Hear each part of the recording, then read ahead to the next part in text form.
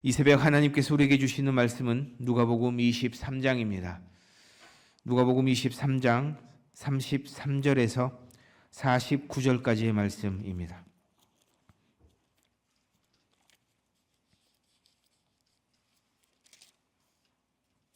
누가복음 23장 33절에서 49절까지의 말씀, 저와 여러분이 함께 한 절씩 교독하겠습니다. 제가 먼저 읽겠습니다. 해골이라 하는 곳에 이르러 거기서 예수를 십자가에 못 박고 두 행악자도 그렇게 하니 하나는 우편에 하나는 좌편에 있더라.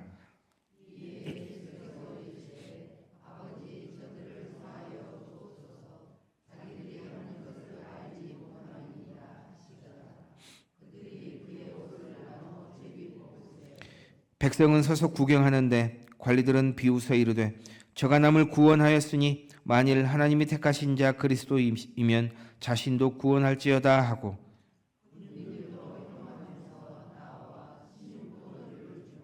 이르되 내가 만일 유대인의 왕이면 내가 너를 구원하라 하더라.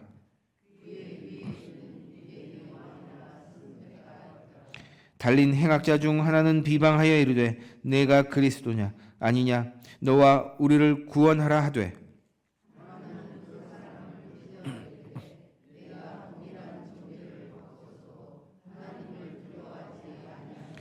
우리는 우리가 행한 일에 상당한 보응을 받는 것이니 이에 당연하거니와 이 사람이 행한 것은 옳지 않은 것이 없느니라 하고,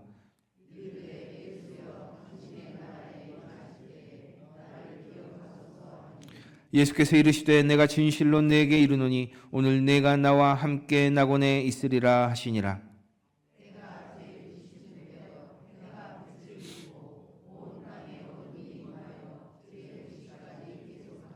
성소의 휘장이 한가운데가 찢어지더라.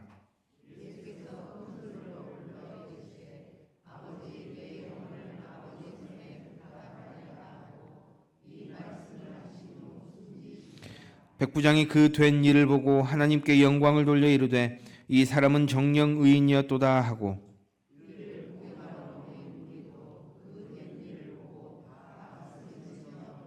함께 읽습니다. 예수를 아는 자들과 갈릴리로부터 따라온 여자들도 다 멀리 서서 이 일을 보니라. 아멘. 고난주간 다섯째 날입니다. 예수님께서 십자가에 못 박히신 순환의 날입니다. 가장 가슴 아픈 날이요 때문에 가장 경건해야 하는 오늘입니다. 우리는 보통 십자가 사건을 생각하면 하나의 장면, 곧 예수님 십자가에 못 박혀 계시는 이미지나 아니면 채찍질 당하시는 예수님, 머리에 가시관을 쓰고 계시는 그런 예수님의 이미지를 생각하기가 쉽습니다. 단편적인 어떤 하나의 이미지로만 생각할 수 있다는 것이죠. 그러나 성경을 가만히 살펴보면 예수님은 한밤중에 겟세마네 동산에서 잡히신 후에 단 한숨도 주무시지 못하시고 고난당하셨고 지칠 대로 지친 상태에서 오늘 본문의 말씀에 이르게 되는 것을 알게 됩니다. 동산에서 잡히신 후에 예수님은 대제사장에게로 끌려가십니다. 그곳에서 안나스의 신문을 받으시죠. 그런 후에 급하게 모인 사내들인 공회의 신문을 또다시 받으십니다. 곧이어 대제사장 가야바의 신문을 다시 받으신 후에 공회에서 십자가 사형 구형을 받으십니다. 그런 후에 빌라도에게 끌려가 신문을 받으시고 잠시 헤롯 왕에게 보내졌다가 다시 빌라도에게 끌려와 조롱을 당하십니다. 곧이어 십자가 사형이 확정되고 십자가를 지신 예수님은 골고다로 끌려가게 되시는 것이죠. 이렇게 하룻밤을 신문과 조롱을 당하시며 꼬박 지새우신 예수님은 지칠 대로 지친 몸에 더해서 끔찍하리만큼 잔혹한 채찍질, 침뱉음과 수치를 온몸으로 겪어내시느라 몸과 정신이 말이 아니게 되십니다. 그렇게 오전 9시경 십자가에 달리셨고 6시간이라는 긴 시간 동안 이루 말로 형언할 수 없는 극한의 고통을 겪으십니다. 그렇게 오후 3시경 마지막 숨을 다하시고 무덤에 묻히시죠. 오늘 하루, 아니 이미 어젯밤부터 진행된 예수님의 순환은 그저 한 장면 한 장면의 이미지로 기억돼서는 아니 됩니다. 예수님께서 순환의 날에 겪으셨던 모든 고통은 실제적인 고통이며 그 고통은 결코 가벼이 여길 수 없는 고통이었음을 기억해야 합니다. 해서 우리는 이 시간 예수님께서 겪으셨던 고난의 사건을 통해서 십자가 앞에 서 있는 우리 자신을 바라보아야 할 필요가 있습니다. 먼저는 우리 주님 배신당하시고 부인당하셨다는 사실입니다. 앞서 살폈듯 예수님께서 대제사장의 집에서 신문 받으실 때 가장 마음 아픈 장면이 하나 등장하게 되는데요. 아시다시피 예수님께서 사랑하던 제자 베드로가 주님을 3번 부인하게 되는 장면입니다. 예수님은 이미 가룟 유다에게 배신당하시고 은 30에 팔리셨습니다. 그 사실 하나만으로도 마음이 무너지지만 그것으로 끝이 아니었습니다. 가장 가까운 제자, 가장 신실하다고 여겼던 베드로마저 예수님을 부인하고야 말았던 것이죠. 그리고 달기 울었는데요. 그때 예수님께서 베드로를 쳐다보시게 됩니다. 누가복음 22장 60절에서 61절입니다. 제가 읽어드립니다. 베드로가 이르되 이 사람아 나는 내가 하는 말을 알지 못하노라고 아직 말하고 있을 때에 달기 울더라. 주께서 돌이켜 베드로를 보시니 베드로가 주의 말씀 곧 오늘 닭 울기 전에 내가 3번 나를 부인하리라 하심이 생각나서. 베드로가 예수님을 3번 부인했을 때 베드로를 바라보셨다라는 기록은 이 누가복음에만 있습니다.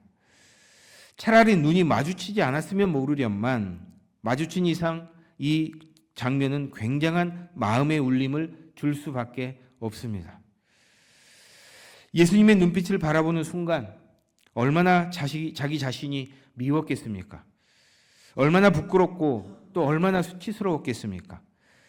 장담을 아니했다면 모르련만 주와 함께 죽겠다고까지 했으니 양심이 있는 사람이라면 그 자리에 있을 수 없을 것입니다. 그런데 여러분, 베드로를 바라보시는 예수님의 눈빛이 어떠했을 것 같습니까? 과연 어떠했기에 베드로가 예수님의 눈빛을 보자마자 예수님의 말씀이 생각나 밖으로 뛰쳐나가 심히 통곡을 했을까요? 예수님의 눈빛, 예수님의 시선은 베드로에게 실망하시는 눈빛도 또 베드로를 정죄하시는 시선도 아니었을 것이 분명합니다. 내가 이미 그렇게 되리라고 말하지 않았더냐? 그러니 괜찮다. 그럼에도 나는 여전히 너를 사랑한다. 아마도 이런 마음으로 베드로를 바라보셨을 것입니다. 만일 주님께서 실망하는 눈빛으로 혹은 경멸하는 눈빛으로 베드로를 바라보셨다면 베드로는 예수님을 부인했던 것에 대해 미안한 마음을 가졌을 망정 부활하신 예수님 앞에 서지 않았을지도 모릅니다. 그래서 우리 주님 고난의 길, 고통의 자리로 나아가셔야 하는 때에 마지막까지 제자를 품으셨던 것입니다. 제자가 실패한 그 순간에도 예수님은 관계를 끊지 않으시고 사랑으로 바라보셨던 것입니다. 이것이 베드로를 통곡하도록 만든 것이죠. 베드로가 순간의 두려움으로 예수님을 부인했지만 그 역시 여전히 예수님과의 관계를 끊지 않았기 때문에 가능했던 통곡의 자리였던 것입니다. 이것이 곧 회개의 시작이 된 것이죠. 그렇습니다, 여러분. 우리는 방금의 사건에서 고난 속에서도 변하지 않는 예수님의 시선을 발견하게 됩니다. 시간의 흐름상 보면 베드로가 예수님을 부인하고 달기 울었던 시점은 예수님께서 여기저기 끌려다니시면서 신문을 받으시던 때입니다. 정신적으로나 육체적으로 힘든 때인 것이죠. 수없이 난무하는 거짓 증언과 여기저기서 쏟아지는 조롱과 모욕 속에 서 계시는 것입니다. 그리고 곧 십자가를 지셔야 하는 극한의 고통 앞에 서 계시는 것이죠. 그러나 그럼에도 불구하고 우리 주님은 자신을 향해 다가올 고통보다 실패한 제자를 향해 눈을 돌리십니다.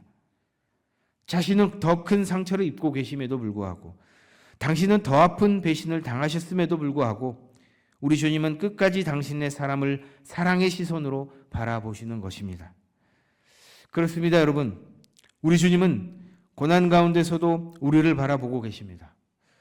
우리가 실패한 그 순간에도 가장 부끄러운 그 자리에서도 주님의 시선은 여전히 우리를 향하고 있다는 사실입니다.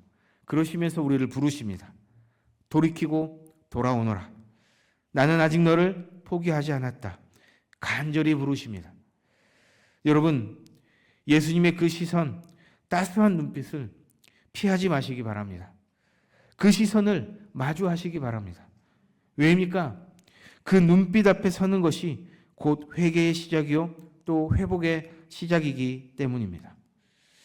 두 번째로 우리 주님, 반복되는 신문과 심한 모욕을 당하셨습니다. 심지어는 십자가에 달리셨음에도 불구하고 아래서 사람들은, 로마 병정들은 예수님을 모욕했습니다. 여러분, 우리 주님은 심판을 받으실 분이 아니라 심판하실 분입니다. 장차 이 세상을 의로 심판하실 분이시죠. 그런데 지금 그 주님께서 사람들 앞에 서서 신문을 받고 계신다는 사실입니다. 거짓 증인들이 일어나 사실이 아닌 말로 예수님을 정죄했습니다. 죄 없으신 분께 죄를 뒤집어 씌웠습니다. 아무런 죄가 없으신 예수님을 향해 십자가에 못 박으라 외쳐댔습니다. 의로우신 재판장 예수님께서 불의한 재판을 받고 계시는 것입니다. 왜 이런 일이 일어났습니까? 이유는 단 하나, 우리가 받아야 할 심판을 우리 주님이 대신 받고 계시기 때문에 그렇습니다. 우리가 져야 할 그 자리에, 우리가 서야 할 그 자리에 예수님이 서 계시는 것이죠. 그뿐만이 아닙니다. 우리 주님 말로 다 할 수 없는 수치와 모욕을 다 당하셨습니다. 사람들은 주님의 얼굴에 침을 뱉었습니다. 예수님의 뺨을 때리셨습니다. 예수님의 눈을 가리고서 누가 너를 쳤는지 맞춰보라며 조롱했습니다. 온갖 수치와 모욕이 죄 없으신 우리 주님께 쏟아진 것이죠. 그러나 여러분, 우리는 잘 압니다. 이 모든 수치와 모욕은 사실 우리가 받아야 할 것들입니다. 우리가 감당해야 할 죄의 결과라는 것이죠. 우리의 교만, 우리의 거짓, 우리의 탐욕과 미움, 이 모든 죄의 무게가 예수님 위에 얹혀 있는 것입니다. 때문에 여러분, 예수님은 단순히 맞고 계시고 단순히 모욕당하시고 단순히 침뱉음을 당하시는 것이 아닙니다. 우리의 죄를 짊어지고 계시는 것입니다. 그런데 여러분, 오늘 본문은 이러한 상황에서 놀라운 사실을 하나 기록하고 있습니다. 34절인데요. 이에 예수께서 이르시되 아버지, 저들을 사하여 주옵소서. 자기들이 하는 것을 알지 못함이니이다 하시더라. 그렇게 모욕당하시고 그렇게 짓밟히셨음에도 불구하고 예수님은 십자가에 달려 가쁜 숨을 몰아쉬며 자신을 모욕하고 십자가에 못 박은 자들을 용서해 달라 기도하고 계십니다. 사실 그렇게까지 하실 필요는 없습니다. 이제는 모든 수치와 모욕 다 당하셨으니 그저 말없이 죽음을 기다리시면 되는 일입니다. 그러나 우리 주님, 십자가에 달려 말을 할 수도 없는 육체에 온 힘을 실어 그들의 죄를 용서해 달라 기도하시는 것입니다. 이것은 무엇을 말합니까? 단순한 용서의 표현을 넘어서는 선언인 것입니다. 메시아, 인류를 구원할 구원자로서의 선언이죠. 끝까지 죄인을 살리시려는 하나님의 마음입니다. 자신을 죽이는 자들까지도 품으시는 그 사랑을 보이시면서 우리 예수님 마지막까지 메시아로서의 사명을 감당하시는 것이죠. 그렇습니다, 여러분. 때문에 죄는 결코 가벼운 것이 되어서는 아니 됩니다. 죄는 이렇듯 하나님의 아들을 십자가로 몰아넣을 만큼 엄중한 것입니다. 때문에 우리는 은혜를 붙들어야 합니다. 십자가의 은혜 앞에 서야 하는 것이죠. 왜입니까? 은혜는 죄보다 더 크기 때문입니다. 십자가에서의 보혈의 능력, 십자가에서의 어떤 그런 용서, 그런 모든 것들은 죄를 덮기 때문에 그렇습니다. 사랑하는 광림의 성도 여러분, 때문에 순환의 날을 기억하며 우리는 다시 한번 마음에 다짐해야 합니다. 여전히 죄를 붙들며 죄 가운데 매여 살 것인가? 아니면 십자가의 은혜를 붙들며 그 앞으로 나아갈 것인가를 생각하고 또 결단해야 합니다. 예수님이 가셨던 고난의 길은 우리를 살리기 위한 길임을 다시 한번 기억하고 그 사랑 앞에 겸손히 무릎 꿇는 우리 모두가 되시기를 주님의 이름으로 축원합니다.